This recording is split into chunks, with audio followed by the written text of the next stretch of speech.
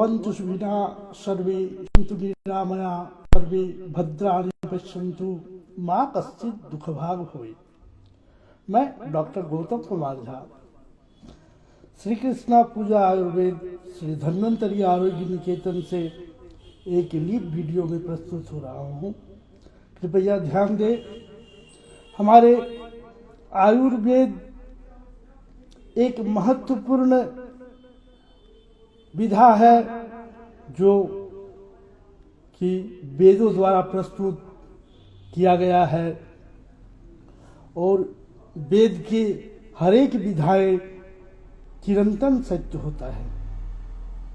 भारत में औषधीय परंपरा में हर रोगों के लिए प्रकृति ने कोई न कोई चमत्कारिक औषधियाँ बनाई है, जिस जड़ी बूटियों के द्वारा हमारे चिकित्सा में रिसर्च के द्वारा प्राचीन निघंटुकारों ने किस हर्ब के द्वारा, किस जड़ी बूटी के द्वारा किस रोगों का निदान किया जा सकता है, उस पर बहुत सुंदर से वर्णन करते हुए कहे हैं।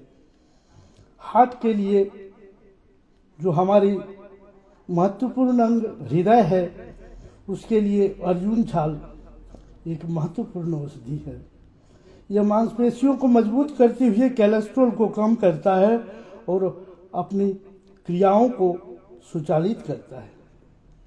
डायबिटीज जामुन के बीज जो ब्लड शुगर को मेटाबोलाइज करता है और डाइजेशन को सुधार करता है, और मूत्र की जो बार बार की क्रिया है उसको सुधारता है। हाइपरटेंशन यह एक बहुत बड़ी समस्या है जो कि सर्पगंधा के द्वारा उसके ब्लड प्रेशर को नियंत्रित करते हुए, और इसके लिए यह प्रमाणित औषधि है। थायराइड हमारे एक बहुत बड़ी समस्याएं हैं। इसके लिए कंचनार गुग्गुल ग्रंथियों के सूजन को घटाता है। फैटी लिवर आज आम समस्या हो चुकी है। इसके लिए भूमि आम्लकी लिवर की एंजाइम को सुधार करता है, और एसिडिटी जो खान पान की जो आज समस्याएं हैं उस पर बढ़ोतरी होती हुई दिखाई दे रही है। पेट की जलन को शांत करता है। इसके लिए महत्वपूर्ण औषधि जस्टी मधु है, मुलेठी, जो एसिडिटी को तुरंत कम कर देता है। आर्थराइटिस एक महत्वपूर्ण समस्या है जो अश्वगंधा आदि को मिलाकर सूजन को कम करता है, और जोड़ दर्द में यह अत्यंत प्रभावशाली औषधि है। यूरिक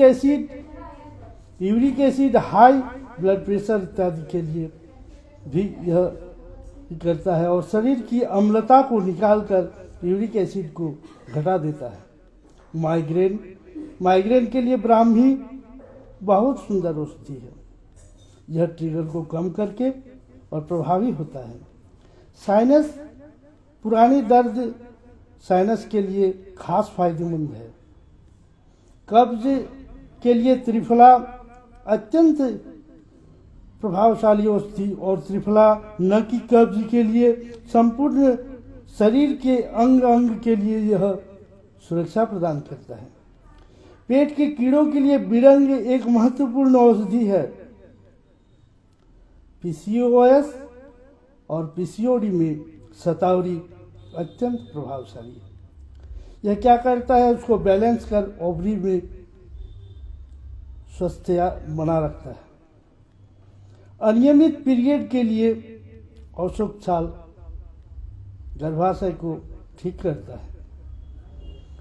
पुरुष जनित कमजोर में शिलाजीत एक महत्वपूर्ण औषधि है।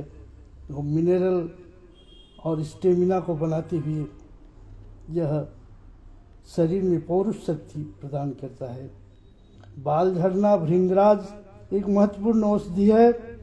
अनिद्रा जटामांसी अनिद्रा के लिए एक महत्वपूर्ण औषधि है, जो कि इसमें बहुत शांति प्रदान करते हुए और मस्तिष्क को निद्रा की ओर ले जाता है।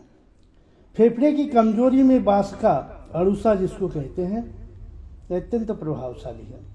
दम्मा में कंटकारी श्वास संस्थान को मजबूत करता है। कफ जमना, इसमें 40 पत्र फेफड़ों की जमा हुआ कफ को नाश करता है और किडनी में पथरी हो जाने पर पाषाण भेद उस पथरी को तोड़कर निकाल देता है। किडनी को कमजोर होने पर गोखरू रीनल सपोर्ट करता है। मोटापा दूर करने के लिए गुग्गुल उस मेटाबॉलिज्म को बढ़ाता है। स्किन एलर्जी में नीम रक्त शुद्धि के लिए अत्यंत प्रभावशाली है। एक्जिमा आदि में मंजिष्ठा त्वचा शोधक है और यह रक्त को शुद्ध करते हुए रक्त की वृद्धि करता है। सारिबा जो है अनंत मूल, यह अत्यंत प्रभावशाली औषधि है और यह टॉक्सिन्स को ठीक करते हुए और यह चमड़े और रक्त में प्रसादन करता है। हीमोग्लोबिन कम होने पर दारिम्ब जो अनार है वह आयरन को प्रपोज करता है। इंसुलिन बढ़ाने के लिए इंसुलिन की जो सही मात्रा है उसको सही रखने के लिए जैसे अनेक औषधियाँ मौजूद है, स्टेविया भी उसमें से एक है। और इम्यूनिटी कमज़ोर होने के लिए और तुलसी, गिलोय इत्यादि बहुत प्रभावशाली औषधि है। कफ जुकाम में पीपली कफ को ढीला करके और श्वास को साफ करता है। कोलेस्ट्रॉल को हाई होने पर एलडीएल कम करने के लिए यह सिद्ध होता है लहसुन। एनीमिया जिसे मूलिका कहते हैं, यह रक्त निर्माण को बढ़ाता है और वायरल इन्फेक्शन जो है उसमें तुलसी अत्यंत प्रभावशाली है। मेमोरी को ठीक करने के लिए तुलसी, ब्राह्मी, अश्वगंधा, शंखपुष्पी तो तनाव के लिए अत्यंत ही प्रभावशाली है। गैस अपच के लिए अजवाइन अत्यंत प्रभावशाली है। स्ट्रोक आने पर उसीर जिसे खस कहते हैं, यह शरीर को ठंडा रखता है। इससे ही प्रयोग हमारे कूलर वगैरह में किया जाता है। यह प्राकृतिक रूप से ठंडा रखता है। हाई ट्राइग्लिसराइड्स में मेथी दाना अत्यंत प्रभावशाली है और यह बहुत सुंदर सुधार करता है। कमजोरी में आमलकी शरीर को रिजुमिनेट करता है और सर्दियों में दर्द आदि के लिए दूर कर दशमूल जो है, दशमूल प्रेगनेंसी के लिए एक प्रसूत महिलाओं के लिए अत्यंत प्रभावशाली औषधि है। दशमूलारिष्ट और वात रोधक है। शरीर की जलन को भी कम करता है। आंखों की कमजोरी में त्रिफला घृत अत्यंत प्रभावशाली औषधि है। मूत्र संक्रमण में गोखरू यूटीआई में बहुत प्रभावी है। बवासीर में नागरमोथा सूजन तथा रक्तस्राव को कम करता है। पेट की गर्मी में शीतल चीनी और मुलेठी बहुत ही प्रभावशाली है। बदहजमी में चित्रक जिसे चीता कहते हैं, यह बहुत सुंदर काम करता है और भूख को भी बढ़ाता है।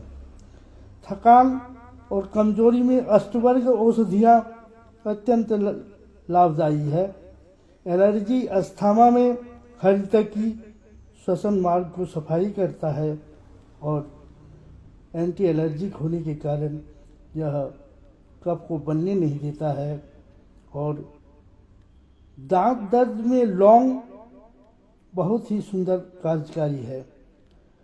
मुंह में अल्सर टाइप का हो जाना, खदीर जो खैर जिसको बोलते हैं, जो पान में लगाकर खाया जाता है, मुंह के सूजन को शांत करता है।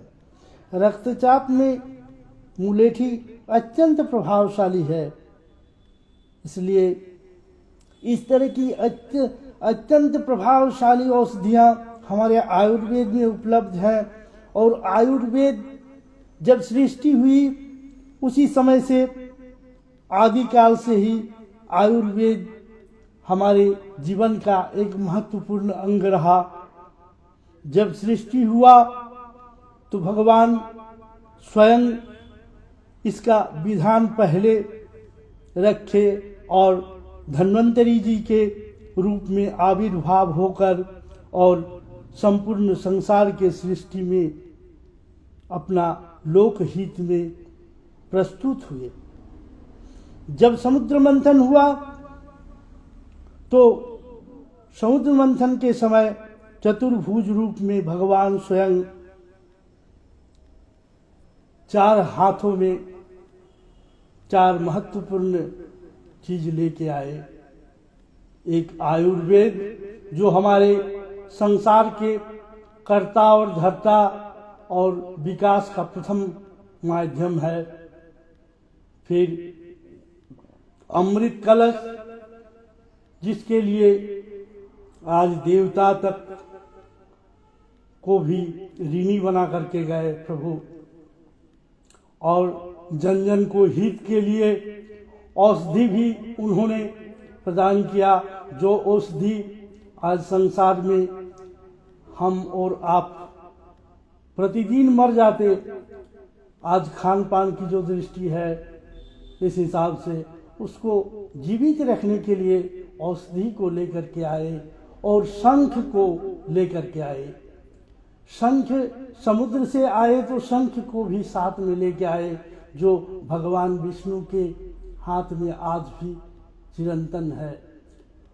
इसी तरह के 14 रत्नों को साथ में लेकर के आए भगवान धन्वंतरी, यहाँ तक कि लक्ष्मी जी को भी साथ में लेके आए।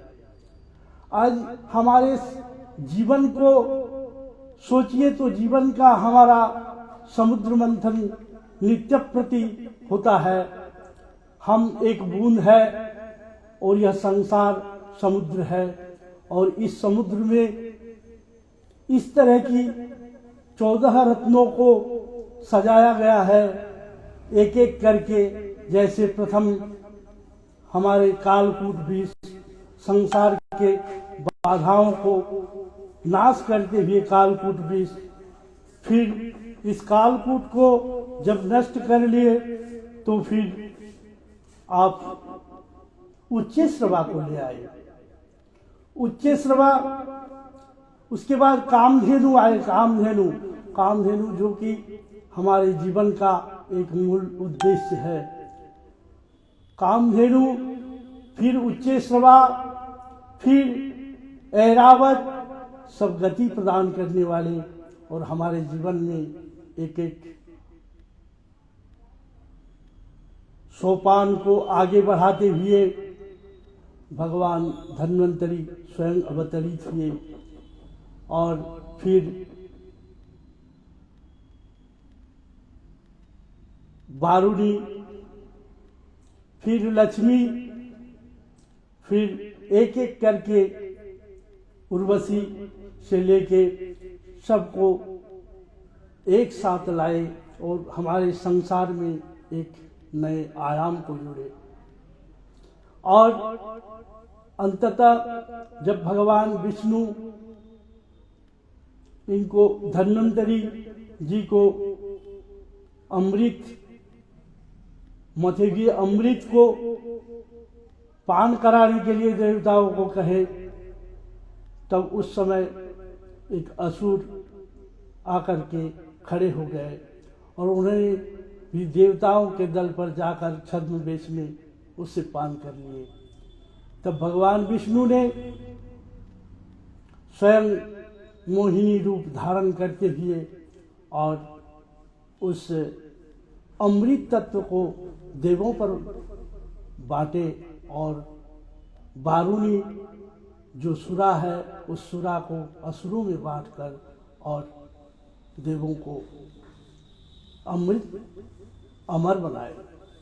इस तरह के हमारे समुद्र मंथन में महत्ता को प्रकाश करते हुए भगवान धन्वंतरी हमारे इस पर हमने भगवान धन्वंतरी पर एक धन्वंतरी रहस्यम और उपासना नाम से एक पुस्तक भी हमने प्रस्तुत किया है। अवश्य ऐसी पुस्तक को पढ़े और जन जन को इसका लाभ पहुंचावे। इसमें अनेक तथ्यों को समाहित करते हुए दिया गया है। इसमें हमारे जीवन की जो वास्तविक मूल्य है उसको प्रस्तुत किया गया है। कुछ लोगों की ऐसे कहा जा रहा था, कमेंट आया था कि चालीसा को अलग से कर दिया जाए, तो चालीसा को हमने अलग से प्रस्तुत कर दिया है। जिनको भी चालीसा लेना हो, इस चालीसा को श्रीमद् भागवत महापुराण में वेद व्यास जी ने स्पष्ट रूप से कहे कि जो उनके नाम को स्मरण करेंगे उनके भयंकर से भयंकर व्याधि आरोग्य होकर सुख शांति और ऐश्वर्य को प्राप्त करेंगे। श्री धन्वंतरी देवाय नमः। धन्वंतरी महद्देवम रोग शोक विनाशकम त्रयतापहरं रूपम विष्णु रूपम नमो नमः। धन्वंतरी देवाय नमः।